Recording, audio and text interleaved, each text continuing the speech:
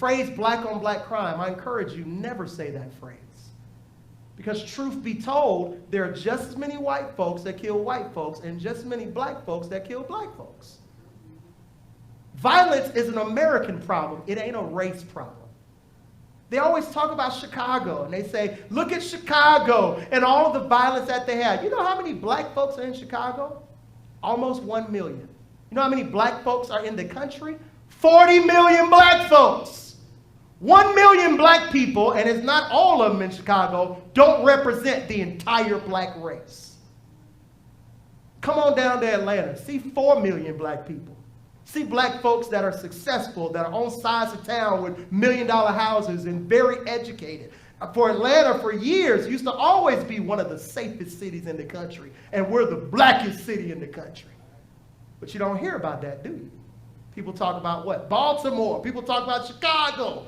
Let me tell you something. They do not represent 40 million black folks in this country.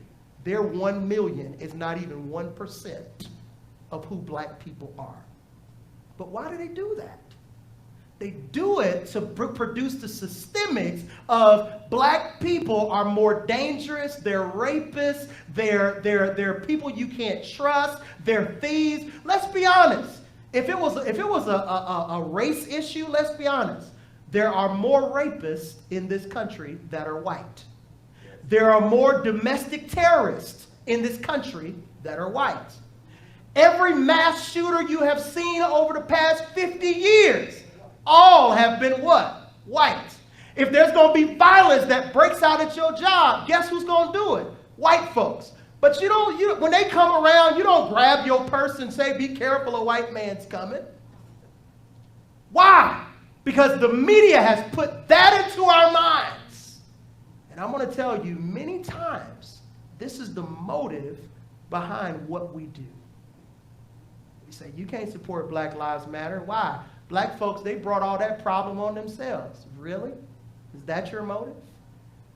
I mean, what could happen if you actually stood and said, I don't agree with these 3 lines on the BLM website, and I'm not a part of that organization, but I believe racism is evil, and I stand with Breonna Taylor. I stand with George Floyd. I stand with Rayshard Brooks. I stand with Ahmaud Arbery. How much would you do to unify this world? But you still hung up on line 35 on the Black Lives Matter site. And what does it have to do? It has to do with your own arrogance and your own pride. And that's what he's saying in Philippians chapter 2. He says, do nothing from selfishness or empty conceit, but with humility regard one another as more important than yourselves.